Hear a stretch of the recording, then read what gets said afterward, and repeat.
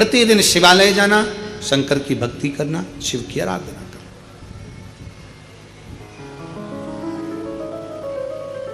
भगवान शंकर की अविरल भक्ति में डूब जाना और दिन प्रति भगवान शिव के नाम का स्मरण करना। श्री शिवाय नमस्तुभ्यं, श्री शिवाय नमस्तुभ्यं,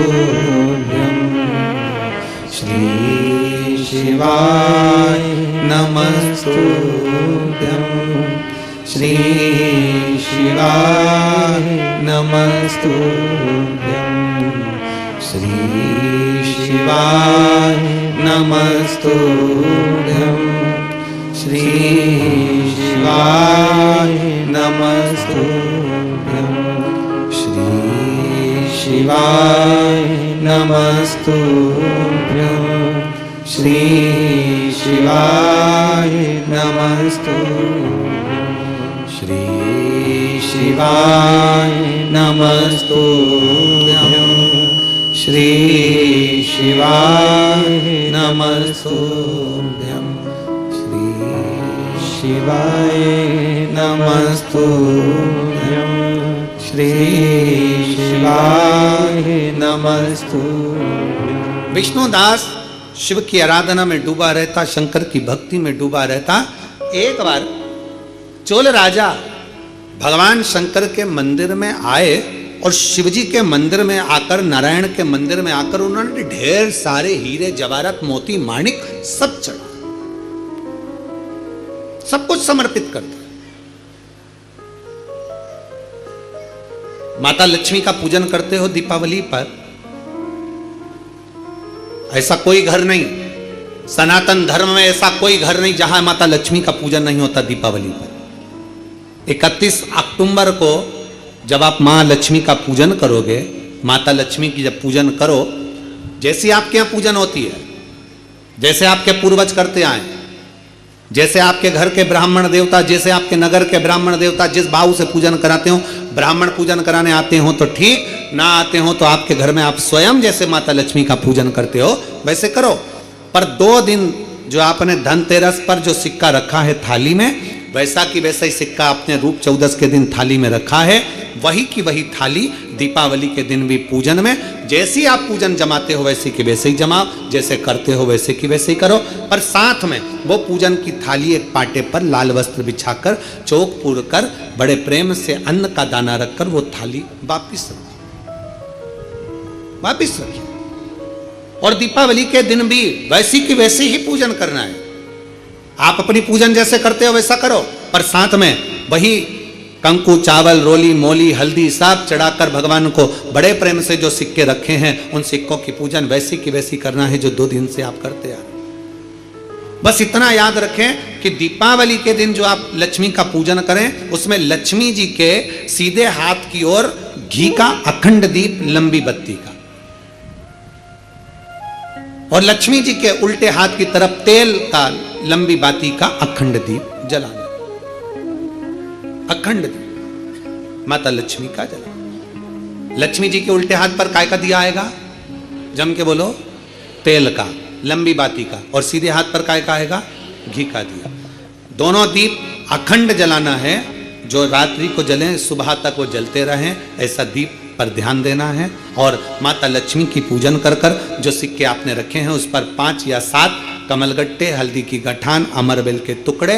पर इस पूजन में आपको हरी मूंग, खड़ी जो मूंग आती है हरी, उसको भी थोड़ा सा समर्पित करना है, और खड़ा धना और गुड़ की थोड़ी सी डली ये भी समर्पित करना। जो कमल का पुष्प हो, जो पुष्प आपके पास में हो लाल कलर का, वो माता लक्ष्मी को समर्पित करना है। चावल सफेद नहीं, पीले कलर कर भगवान माता लक्ष्मी को समर्पित करना है। हल्दी और कुंकु माता लक्ष्मी को समर्पित करना है, और माँ को भोग लगाकर बड़े प्रेम से माता की आरती कर कर, झोली पसार कर प्रणाम करना है। प्रणाम कर कर जब आप पूजन पूर्ण हो जाए, बड़े प्रेम से आनंद से आप लोग भोजन आदि सब करने के बाद में रात्रि का जो समय रहे, दीपावली की रात्रि का 11 बजे के बाद 11:30 से लेकर 12:30 के बीच में प्रयास करना कि किसी भी एक वृक्ष के नीचे, या तो पीपल या बेलपत्र या आंवला, किसी भी एक वृक्ष के नीचे रात्रि के समय पर जाकर एक दीप अवश्य लगाना घी का, और वापिस लौट कर आकर प्रयास करना कि कोई एक सिक्का, कोई भी 1 रुपया 2 रुपया, कोई भी घर में चारों तरफ घुमाने के बाद वो सिक्का अपनी अलमारी में, तिजोरी में या दुकान में जिसमें आप रख सकते हो उसको रखना। फिर अगले वर्ष आपसे बात करेंगे कि वो तिजोरी खाली तो नहीं हुई, बाबा ने भंडार भर कर रखा कि नहीं, उसने भरा कि ना भरा। प्रयास करें। लक्ष्मी पूजन का बस पूजन जैसे करते हो, आपके जैसे ब्राह्मण ने बता दिया, जैसे माता पिता ने बता दिया, जैसे पूर्वजों ने बता दिया, जैसे घर में करते आए हो वैसी की वैसी लक्ष्मी पूजन करो। ज्यादा ढोंग प्रपंच में नहीं पड़ना, किसी ने कहा ऐसा कर दो ना, किसी ने कहा वैसा कर दो ना। अपने आनंद के साथ आप लक्ष्मी की साधारण पूजन जैसे करते आए हो वैसे की वैसे करो। बस वो सिक्के की पूजन आपको 5 दिन तक करना है। तो दीपावली के दिन कौन सा दिन हो जाएगा? तीसरा दिन पूर्ण हो जाएगा। फिर पड़वा के दिन का नियम, फिर दूज के दिन का नियम अभी अपन कथा में सुनेंगे। नियम से धारण कर कर माता लक्ष्मी का स्मरण करिए। और धीमा बजाओ भोलानाथ डमरू, धीमा बजाओ, धीमा बजाओ भोलानाथ डमरू, धीमा बजाओ, धीमा बजाओ भोलानाथ डमरू, धीमा बजाओ,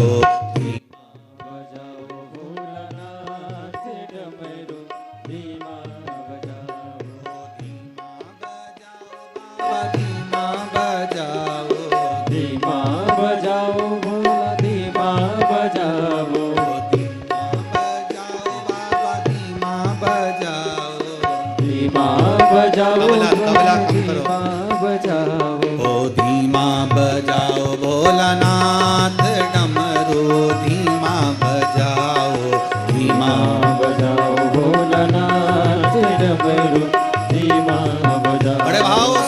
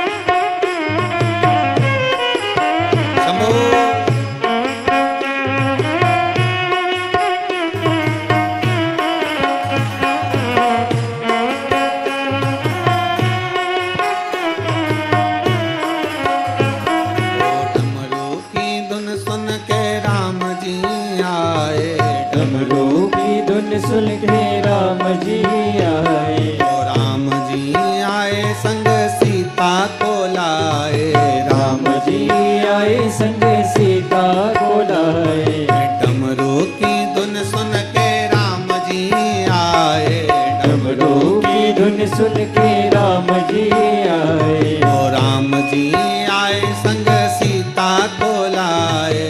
राम जी आए संग सीता को लाए। ओ धीमा बजाओ भोलानाथ डमरू, धीमा बजाओ, धीमा बजाओ भोलानाथ डमरू, धीमा बजाओ। ओ धीमा बजाओ भोलानाथ डमरू, धीमा बजाओ।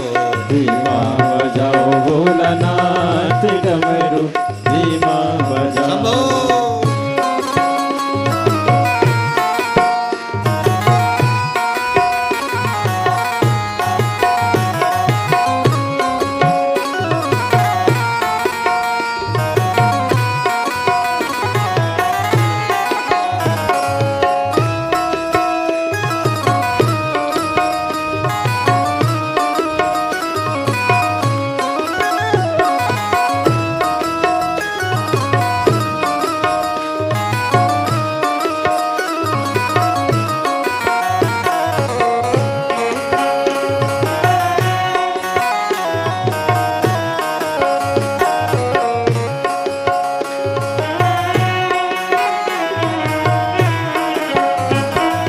डमरू की धुन सुन के कान्हा जी आए। डमरू की धुन सुन के कान्हा जी आए। कान्हा जी आए संग राधा को लाए। कान्हा जी आए संग राधा को लाए। कान्हा जी आए संग राधा को लाए। कान्हा जी आए संग राधा को लाए। ओ धीमा बजाओ भोलानाथ डमरू, धीमा बजाओ।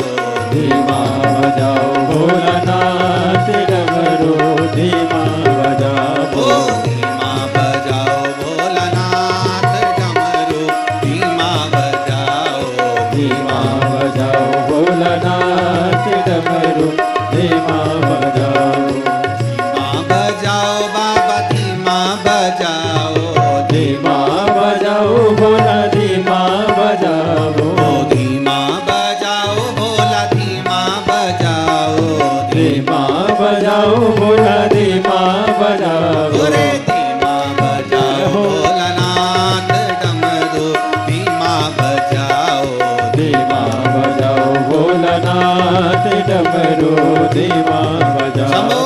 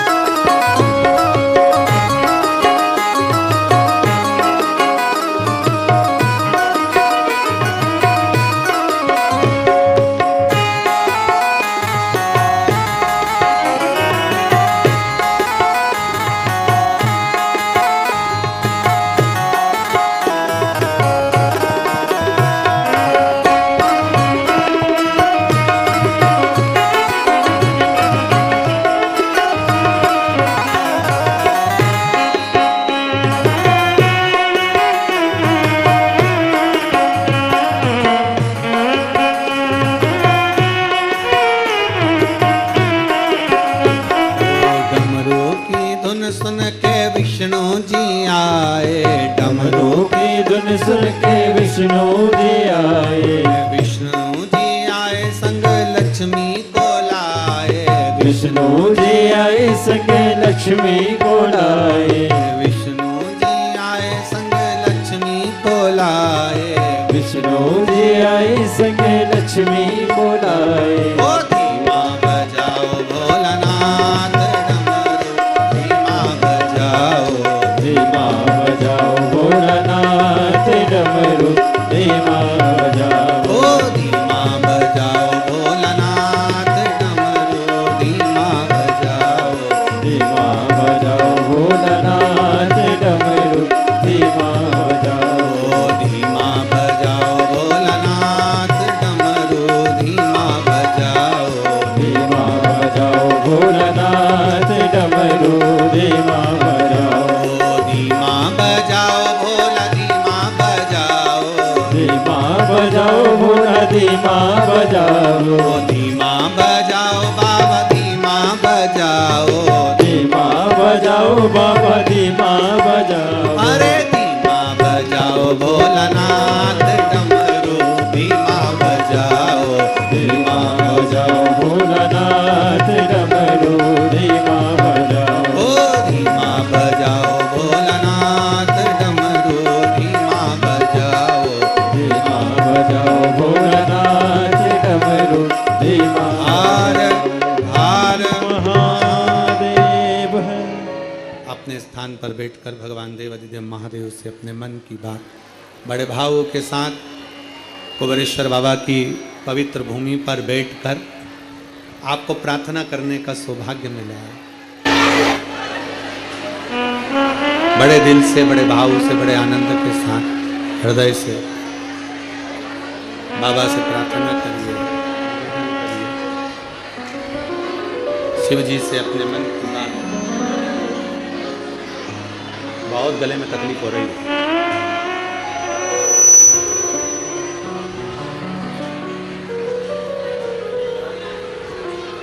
भगवान देवादिदेव महादेव से अपने मन की बात बड़े भावों के साथ, हृदय से, दिल से बाबा से प्रार्थना करिए।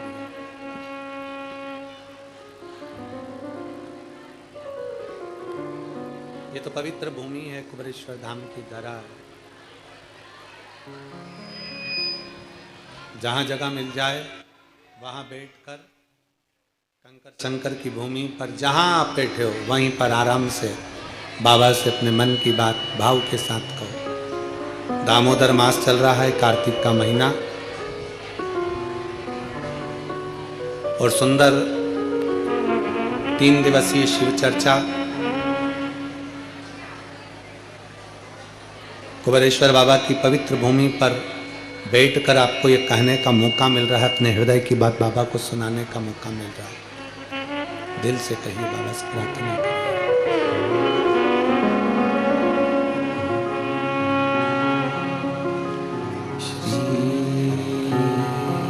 शिवाय नमस्तुभ्यं श्री शिवाय नमस्तुभ्यं श्री शिवाय नमस्तुभ्यं श्री शिवाय नमस्तुभ्यं श्री शिवाय नमस्तुभ्यं भोला सब दुख का तुम्हारा, ओ भोला सब दुख का तुम्हारा। शिव शंकर जपो तेरी माला, भोले बाबा जपो तेरी माला, भोला सब दुख काटो मारा, ओ भोला सब दुख काटो मारा। देश है मंगल मंगलकारी, देश है मंगल मंगलकारी। शमशान वासी हमारा, शमशान वासी हमारा, ओ भोला सब दुख काटो, ओ भोला सब दुख काटो हमारा। भगवान देवादिदेव महादेव से प्रार्थना करिए, दिल से विनय करिए। भगवान शिव गढ़दानी त्रिकालदर्शी कैलाशी अविनाशी भगवान शिव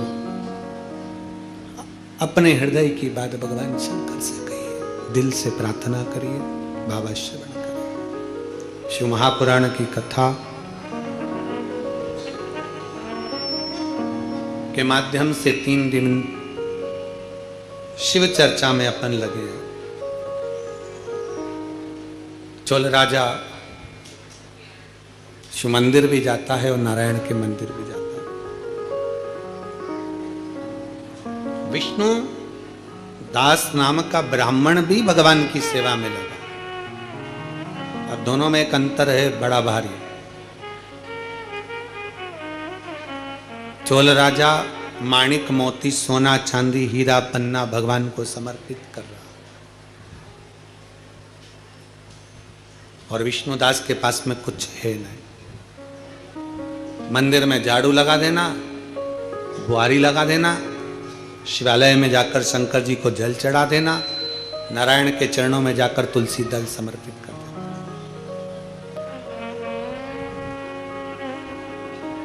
भगवान नारायण के मंदिर में जाकर तुलसी का दल दे देना, जल समर्पित।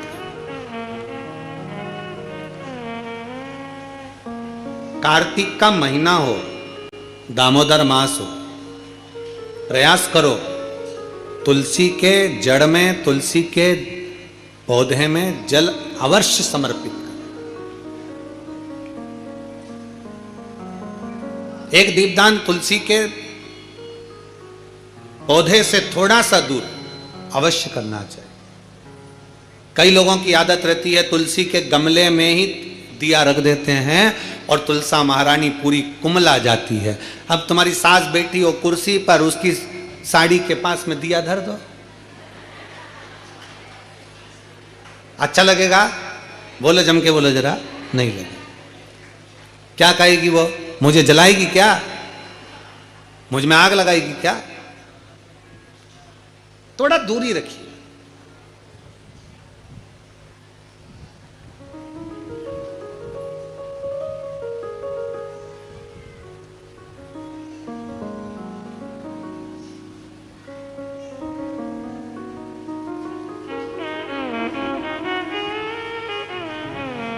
कल हमसे कोई पूछ रहा था, गुरुजी हम दीपावली पर दिए जलाते हैं, हम दीपावली पर अगरबत्ती जलाते हैं, हम दीपावली पर पटाखे जलाते हैं, और कुछ जलाना हो तो बताओ। अब वो तो लोग हैं, कुछ भी पूछ सकते हैं, उनका मन। तो हमने भी कह दिया, एक काम करो, तुम्हारे आसपास के जितने तुमसे जलते हैं उनको बुला लो, कुछ जलाने की जरूरत ही नहीं पड़ेगी, वो खुद तुम्हारा घर देखकर चल के चले जाओ। क्या जलाओगे? और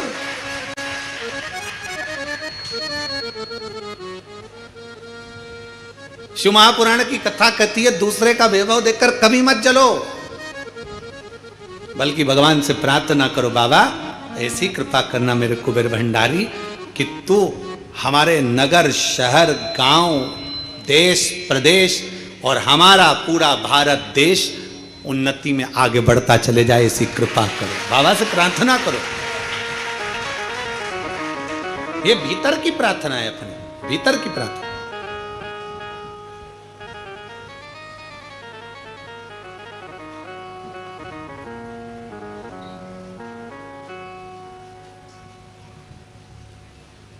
अब भगवान विष्णुदास का नियम था कि अपने नगर में जो शिवालय है, अपने नगर में जो भगवान विष्णु का मंदिर है, उसकी आराधना करना, उसकी पूजन करना, उसकी अर्चना करना। चोल राजा का नियम था अपने राज्य की रक्षा करना, धर्म का प्रचार करना, भगवान के मंदिर में जाकर माणिक मोती सोना चांदी हीरा पन्ना रोज प्रतिदिन भगवान नारायण के चरणों में और शंकर जी के चरणों में समर्पित करना।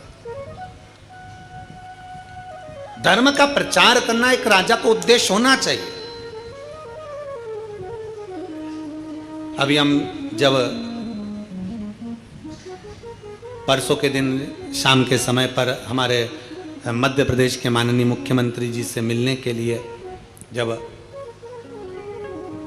उनके निज निवास पर पहुँचे, कुछ बधाइयाँ देना थी कि संतों के लिए उन्होंने उज्जैन कुंभ के मेले में संतों के लिए, साधुओं के लिए, तपस्वियों के लिए एक सुंदर निर्णय उन्होंने लिया कि यहाँ संत साधु जैसे हरिद्वार में हमेशा रहते हैं, प्रयाग में हमेशा रहते हैं, ऐसे उज्जैन में भी संत साधु अपने अखाड़ों के साथ साल भर हमेशा रहें, उसके लिए उन्होंने व्यवस्था की। हमने उनको बधाई दी। उसके फिर चर्चा चली, बैठकर बहुत देर तक उस चर्चा में बात निकली तो गौ माता का बात निकली, गौ माता की सेवा पर जब बात निकली तो माननीय मध्य प्रदेश शासन के मुख्यमंत्री डॉक्टर मोहन यादव जी को हम उसके लिए धन्यवाद देंगे कि उन्होंने एक बड़ी सुंदर बात कही कि हमने पूछा गौ माता, तो कहे गुरुजी अब की बार ऐसा क्रम चालू करा है कि जितनी सरकारी गौशालाएं हैं, जिन गौशालाओं में सरकार के द्वारा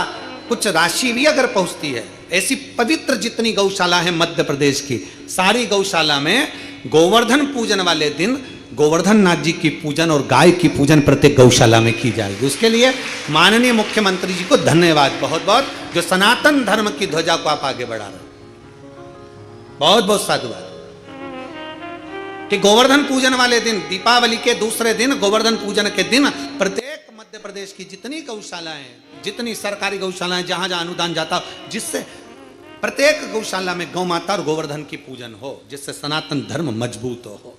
उसके लिए माननीय मुख्यमंत्री जी को बहुत बहुत साधुवाद। एक बार जोरदार ताली बजाकर उनके लिए धन्यवाद, बहुत साधुवाद। धर्म की ध्वजता स्थापित होना चाहिए। चोल राजा ने अपने राज्य में संपूर्ण सुख अनुभव करा दिया, संपूर्ण सुख, संपूर्ण सुख। समय बीतता गया, भगवत भजन आगे बढ़ता गया। अब जो विष्णुदास थे, ब्राह्मण कुल के, ब्राह्मण के घर में जन्मे, उनका नियम था शिव मंदिर में जाकर झाड़ू लगा देना, पोछा लगा देना, और शंकर के मंदिर में, शंकर के शिवालय पर एक लोटा जल भगवान शंकर को समर्पित कर देना।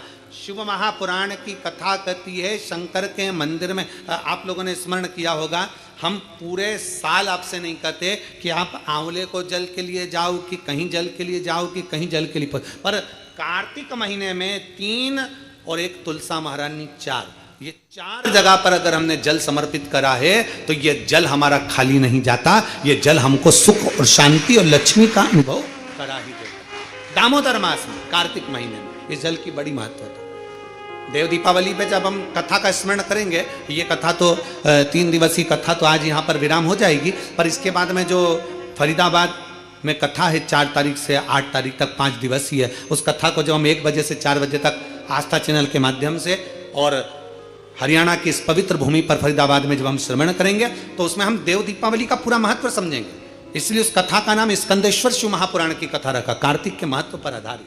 5 दिन देव दीपावली की महत्वता क्या है, कौन कौन से देव हैं जो दिवाली मनाते हैं, कौन से देवता हैं जो दीपावली के पर्व पर आकर दीपावली की महाउत्सव को मनाते हैं।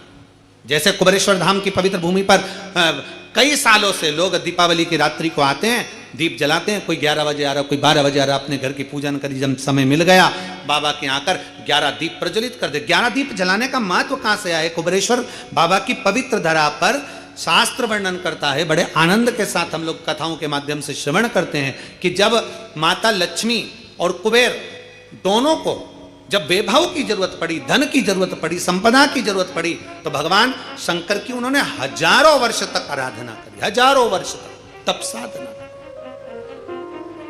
और भगवान शंकर की आराधना करते हैं, आराधना करते करते करते करते कुबेर को बहुत समय बीत जाता है, माता लक्ष्मी को बहुत समय बीत जाता है, पर शिव प्रसन्न नहीं होते, भगवान शंकर प्रसन्न नहीं होते। तब भगवान शंकर की आराधना करते करते माता लक्ष्मी ने स्वयं माता ब्रह्माणी से पूछा कि ये शिव प्रकट क्यों नहीं होते, हमें वर क्यों नहीं देते। कुबेर ने पूछा ब्रह्माणी से, हमने इतनी आराधना करी है, शंकर आखिर वर क्यों नहीं देते। तब माता ब्रह्माणी ने कहा कि तुमने केवल शंकर की आराधना करी है, पर गौरी शंकर की आराधना नहीं करी है। गौरी पार्वती की अगर आराधना शिव के साथ करी जाए तो निश्चित है शंकर प्रकट होते हैं, शिव सामने आते। नारायण और माता लक्ष्मी, लक्ष्मी को आमंत्रित करते हो नारायण रह जाते हैं, नारायण को आमंत्रित करते हो लक्ष्मी रह जाती हैं, ब्रह्मा को आमंत्रित करते हो ब्रह्माणी रह जाती है, ब्रह्माणी को आमंत्रित करते हो ब्रह्मा रह जाते हैं, इंद्र को आमंत्रित करते हो तो इंद्राणी रह जाती है, इंद्राणी को आमंत्रित करते हो तो इंद्र रह जाते हैं। पर शिव महापुराण की कथा कहती है केवल एक शंकर ऐसे हैं जो माता पार्वती के साथ कदम से कदम मिलाकर आगे बढ़ते अपने भक्त के दरवाजे पर पहुंच जाते हैं। गौरी शंकर की आराधना। तो लक्ष्मी जी बोली मैं इतने समय से शंकर को जल चढ़ा रही हूं, मैं इतने समय से शिव पर जल चढ़ा रही हूं, शंकर प्रसन्न नहीं होते। भगवान माता ब्रह्माणी ने कहा शंकर को जल चढ़ाकर अगर हाथ की इन मुद्राओं को, हाथ की इस अंजलि को, हाथ को अगर थोड़ा सा भी आप जलाधारी पर स्पर्श कर देते हो तो वो जल पार्वती और शिव दोनों को समर्पित होकर पार्वती जी उसको स्वीकार कर लेती है कि इसने मुझे भी जल चढ़ाया है। केवल स्पर्श मात्र, जैसे ये शिवलिंग है, जैसे ये शिवलिंग है, ये जलाधारी है। इस जलाधारी का जो गोल भाग है, चौकोर भाग है जलाधारी का, उसका मात्र जल चढ़ाने के बाद स्पर्श मात्र कर लेने पर भी पार्वती और शिव की आराधना का पूरा फल हमें प्राप्त हो जाता है। प्रदोष काल में एक बड़ी सुंदर बात आती है। प्रदोष काल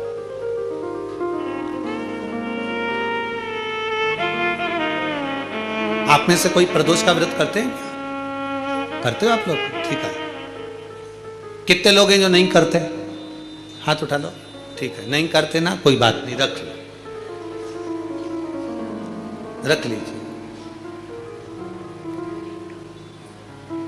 26 प्रदोष का, 24 तो 12 महीने की और अधिक मास की 2, 26 प्रदोष का फल, 26 प्रदोष का फल एक क्षण में प्राप्त हो जाता है। एक क्षण में। कब? कहा जिस दिन प्रदोष का दिन हो, 26 प्रदोष में से कोई भी प्रदोष का दिन हो और प्रदोष काल में आप अपने घर से जल और एक हाथ में घी का भरा हुआ दीप लेकर जिस दिन शंकर के मंदिर में जाते हो, शंकर को जल चढ़ाकर हाथ का स्पर्श जलाधारी पर कर कर शिव मंदिर में दीप प्रज्वलित कर देते हो, 26 प्रदोष का पुण्य फल उसी क्षण प्राप्त होगा। 26 प्रदोष का फल एक ही दिन में, एक ही क्षण में प्राप्त हो जाता है। 26 प्रदोष का।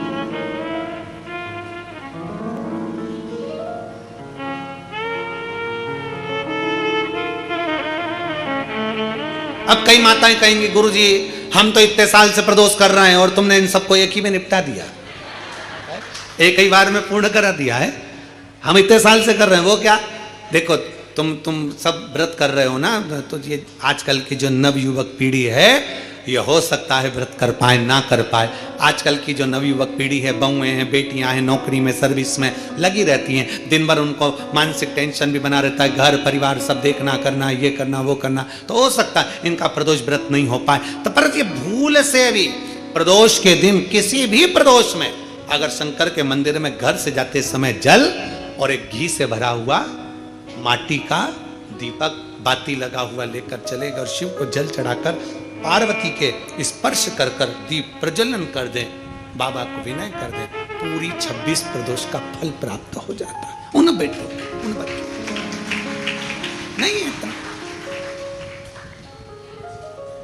शिव तत्व की प्राप्ति, भगवान शंकर की प्राप्ति, और शिव महापुराण का बड़ा सुंदर संवाद करा। विष्णु दास भगवान शंकर के मंदिर में झाड़ू लगाना, पोछा लगाना, भगवान शंकर के मंदिर में सेवा करना, नारायण के मंदिर में गए तो नारायण के मंदिर में सेवा करना, सनातन धर्म हमें सिखाता है हम देवताओं को ना तोड़ें। यह हमारा सनातन धर्म सिखाता है। हम देवताओं से दूर ना हो, यह हमारा सनातन धर्म सिखाता है। कई लोग कहते हैं हम कृष्ण वाले, हम यहाँ नहीं जाएंगे। कोई कहता हम शंकर वाले, हम राम के मंदिर नहीं जाएंगे। कोई कहता हम राम वाले, हम नारायण के मंदिर। नहीं, ऐसा नहीं है। हमारा सनातन धर्म कहता है शिव की पंचायत में 5 देव हैं, इसलिए सनातन धर्म में सब देवताओं को प्रधान कहा गया है, सबको प्रणाम किया, सबको नमन किया।